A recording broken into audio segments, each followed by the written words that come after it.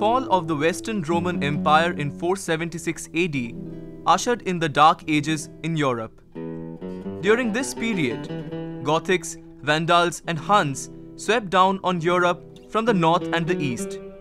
The Dark Age ushered in depopulation, deurbanization and increased barbarian invasion.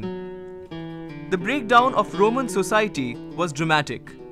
The patchwork of petty rulers was incapable of supporting the depth of civic infrastructure required to maintain libraries, public baths, arenas, and major educational institutions. Cities and merchants lost their economic benefits of safe conditions of trade and manufacture. Intellectual development suffered from the loss of a unified cultural and educational milieu. But from the 9th century, the establishment of the feudal system allowed a return to systemic agriculture.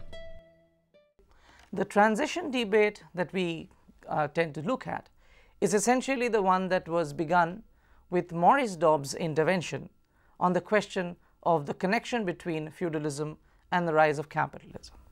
Maurice Dobbs' work on the economic development of capitalism presented the argument that the structural problems of feudalism led to collapse because a set of internal contradictions, and the manner in which it collapsed, the time in which it collapsed, also subsequently influenced the rise of capitalism.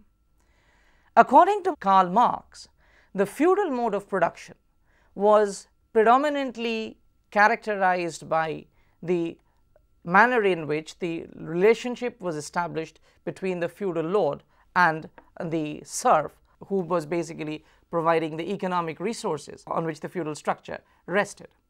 Maurice Dobbs, building on a generation of historical scholarship which came in the early 20th century, fleshed out the argument a little more by looking at the detailed economic character of feudalism as a phenomenon. This was completely distinct from the juridical or the political interpretations of feudalism which had been given by historians like François Ganshoff and Georges Duby, and relied essentially on interventions made by historians like Marc Bloch. Maurice Dobbs, following Marc Bloch, argued that feudalism as an economic phenomenon rested on the primacy of land as a means of generating economic resource. Maurice Dobbs argued, following historians who preceded him, that the feudal economy was essentially a land-based economy, and it was also an economy of no outlets. This built on a generation of historical scholarship which had shown how European overseas commerce, which had characterized the Roman Empire, came to a standstill from around the 7th and 8th centuries, and by the 9th century, the European practice of overseas commerce was completely at standstill as a result of several political developments that characterized this period. The development of fiefs was influenced by the Roman institution of patricianum and the German influence of mendium, by which the powerful surrounded themselves with men who rendered them service, especially military service, in exchange of protection. This service and protection contract came to involve the granting of a beneficium by the way of use of land, which later became hereditary. The European economy at this point of time gradually became demonetized on account of multiple invasions from all sides, as a result of which the entire character of the economy gradually shifted from commercial and industrial to agricultural. In this, whoever controlled land or whoever established his military hegemony over land was automatically in charge of the principal economic resource of this point of time. As historians had shown, Maurice Dobbs was arguing, was with the collapse of central authority in Europe in the 9th century, gradually local political authority of the feudal lords, of the seigneurs, who were basically military aristocrats holding charge of a castle and providing military security from external invasions. The rise of the seigneur was basically in this background. And feudalism as an economic phenomenon was initiated when individual peasants seeking protection from depredations of Saracens and Vikings and Magyars sought refuge from the feudal lord. Local royal officers and great landholders increased their power and forced the king to grant them rights of private justice and immunity from royal interference. By these processes, feudalism became fixed in the Frankish lands by the end of the 10th century. Because the primary function of the centralized authority, a primary function of a monarchy, so to say, was to provide military security to the people at large. With the failure of the crown, with the failure of the monarchical institution to discharge this responsibility, individual feudal lords of the local, of the various localities of Europe, various regions of Europe, their ability to discharge the same function, their ability to discharge the military responsibility that was till then discharged by the monarchy, gave them a kind of leverage over the society around them that they never had earlier. With a broad sweep of around 100 years, one can say that gradually the feudal lord, who was extending only military production, gradually began to dominate also the juridical functions of the state, which he gradually appropriated and subsequently went on to be the master of the whole countryside. By offering military protection to the peasants, he demanded in return that the peasants should give him resources with which the military protection could be given. And in this manner, the feudal lord established a position of predominance over the peasantry, who were now made into servile human beings. The people who were previously free peasants gradually accepted a servile status under the feudal lord in order to save their lives and in order to save their livelihood. And in this manner, the feudal economy was born, where land-based production was the only major economic activity, and all the social surplus that was generated in the field of agriculture within the bounds of the estate of a feudal lord. And this estate was generally called the manor, was the nerve center of economic production in Europe during the feudal era. The economic production in the feudal estate was used to rest on the phenomenon that was known, therefore, as serfdom. Because the serf, who was the individual peasant who had hardly any rights under the feudal era, except, of course, to the right of his own person, he was entirely dependent on the feudal lord, both in social and in economic and in juridical terms. The whole land of the estate was generally divided into three segments. There were the demesne lands, which belonged to the lord himself. There were the tenement holdings, which was those areas of the village where the peasants lived and cultivated. And there were also the common lands, which was held by the estate as a whole. The serf, the peasant who was now enjoying a servile status, had to cultivate the land of the demesne, the land of the feudal lord, for a specified number of days of the week. That was by way of his payment of rent to the feudal lord. So this essentially was what contributed the social surplus to which the feudal lord was entitled. For the remaining days, the serf would be cultivating the tenement holdings, from which his own sustenance would be acquired. Also, this land, the proceeds of this land the cultivation of this land would ultimately go by way of payment of church dues. The common lands, which was basically the forest, the marshes, the swamps, the ponds, the river, had whatever resources they had were to be shared in common. Within the arena of the feudal estate, all production-related decisions were to be taken either by the feudal lord or by his designated agent, known as the bailiff. So the feudal lord was the pivotal factor in deciding what was to be produced, how much of it was to be produced, and what was to be done with the proceeds.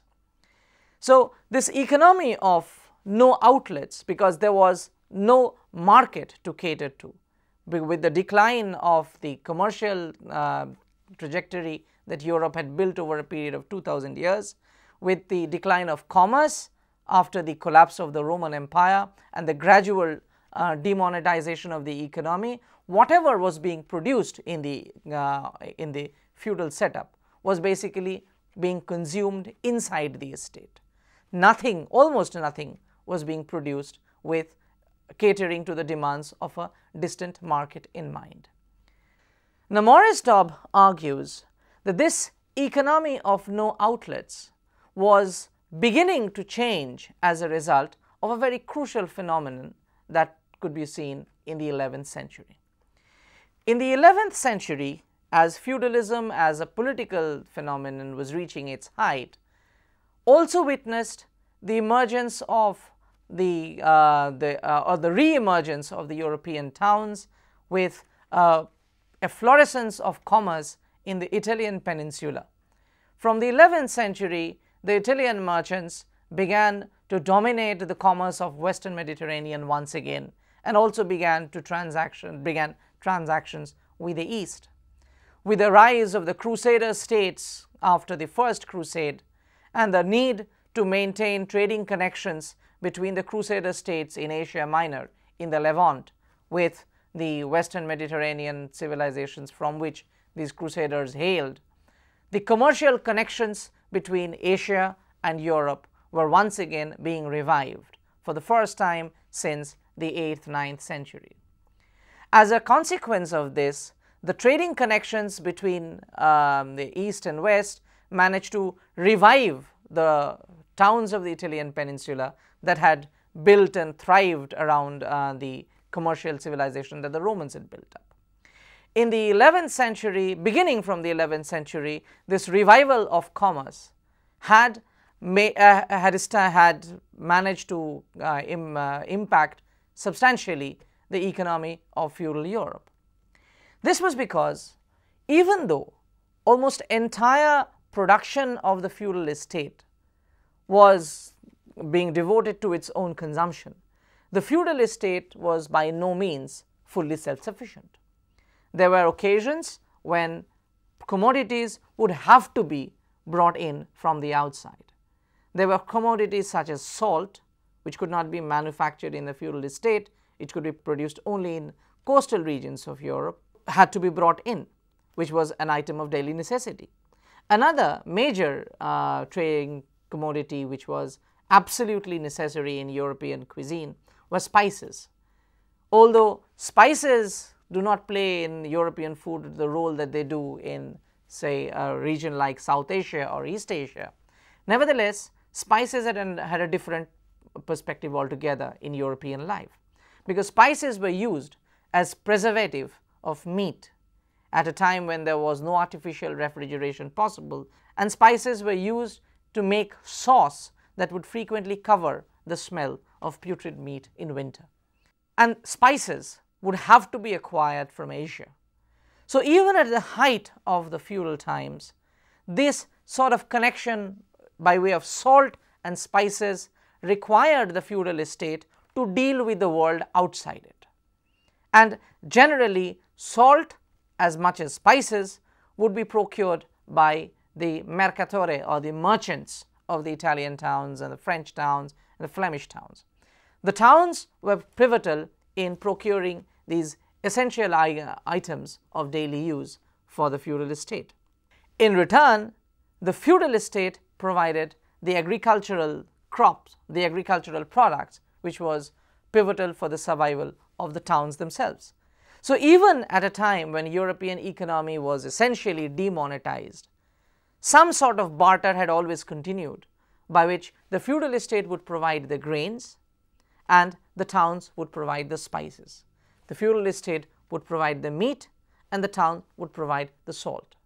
By the 12th and 13th century, as the European commercial sector began to revive, began to flourish once again, Maurice Dobb argued a new set of pressures were generated.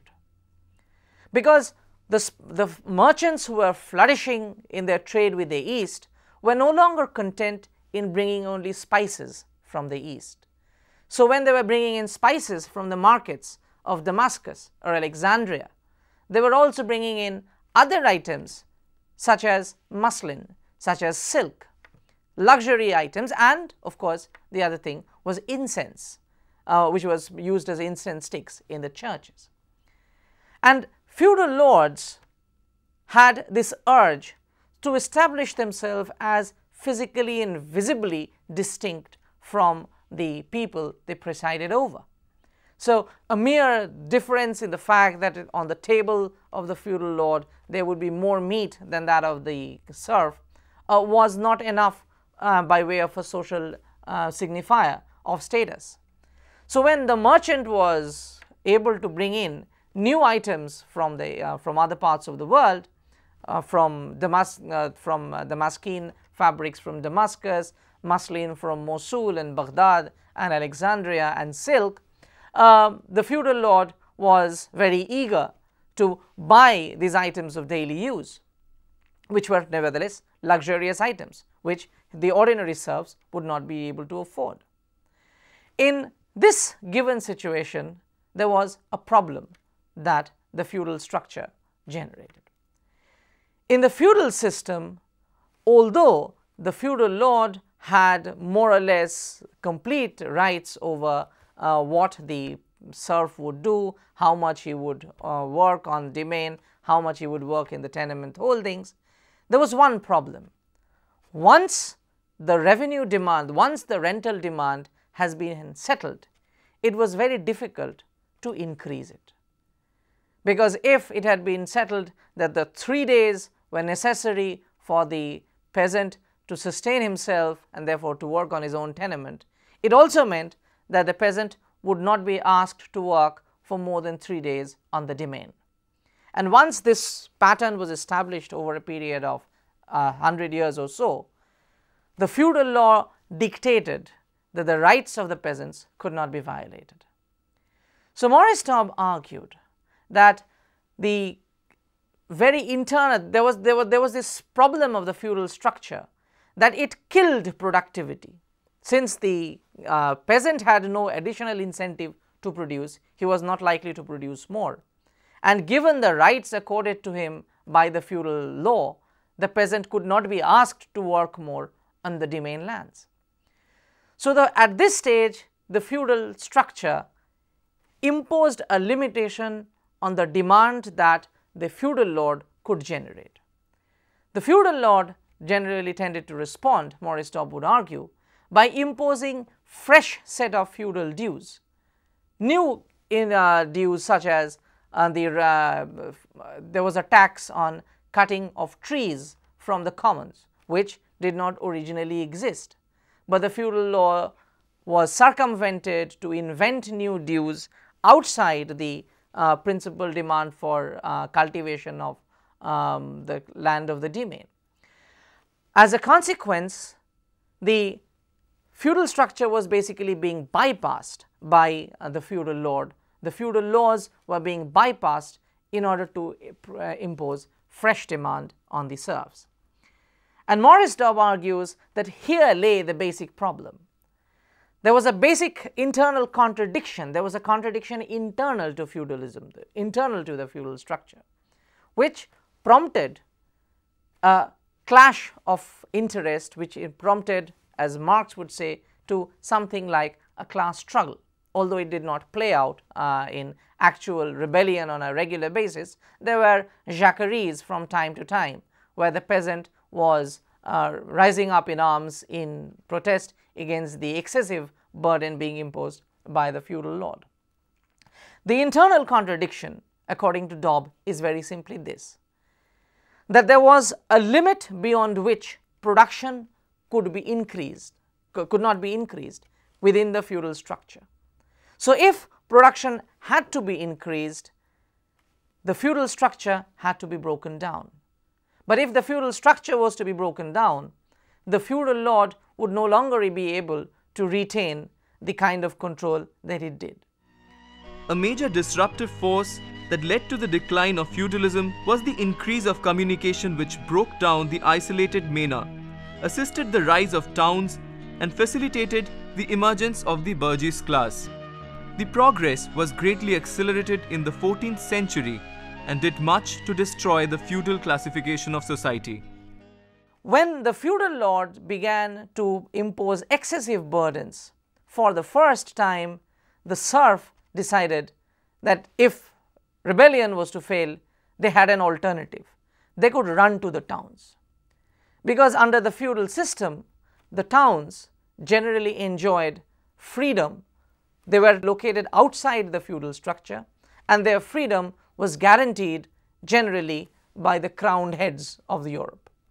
So, with charters of freedom that the towns enjoyed from the monarch himself, the implication was that if the feudal lord was to venture into the towns, he could be prosecuted and punished by the king himself.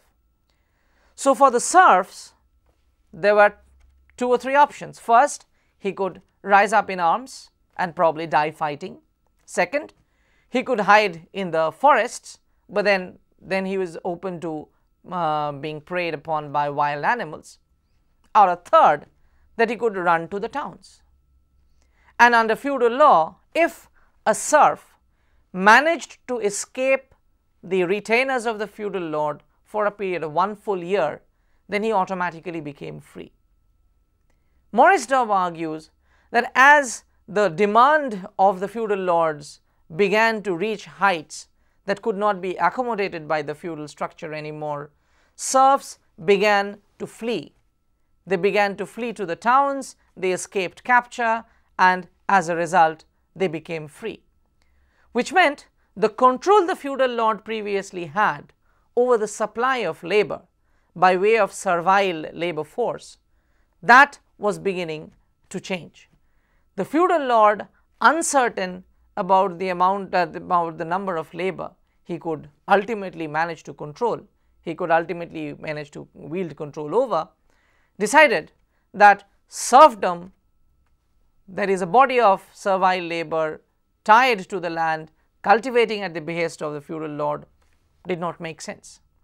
As a consequence, the feudal seigneurs decided to commute the rent, meaning the serfs were no longer required to pay their rent in terms of actual physical labor on the land of the feudal lord, on the domain. He was required instead to provide cash rent if possible. At this stage, the peasantry, once the commutation of rent was taken, he had only one option of remaining inside the estate and producing for the market. And so doing, what happened was that the peasants began to market more of their surplus. Sometimes they consumed less, but they began to produce for the merchant who was demanding certain things. And the merchant was only too willing to buy more. So from time to time, quite apart from agricultural products that were considered to be absolutely essential for the towns to survive, the merchants began to buy artisanal products as well. And so long as the feudal lord was getting his cash, the seigneur had absolutely no objection to any of these. In this manner, European peasantry gradually began to work their way towards freedom, to buy their freedom as it were, by the commutation of rent. Maurice Dobb argues that this was the pivotal factor in the decline of feudalism. The moment rent was commuted to cash from physical labor exerted on the domain, feudalism had to decline. And as peasantry gradually became free and gradually moved towards direct dealings with the merchants and producing for cash, producing for the market, capitalism automatically ensued.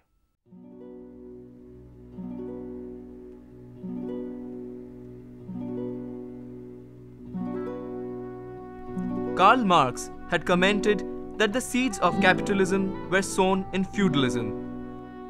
Maurice Dobb, the Marxist historian, elaborated on this hypothesis and argued that in Europe, feudalism gave way to capitalism due to the internal contradictions in the feudal system. The closed economy of the feudal system did not give incentive to the farmer to increase productivity. But when the towns started flourishing again, the farmer sold his surplus produce to the merchants in the towns. In addition to food crops, the peasants ventured into cultivating cash crops. The feudal lords began accepting cash as rent from the peasants. That was the beginning of the rise of capitalism. This theory received a major challenge from an American economist, Paul Sweezy, within 4 years of Dobbs. Dobbs' intervention was made in the year 1946. Sweezy challenged this theory with his own commercialization model in 1950.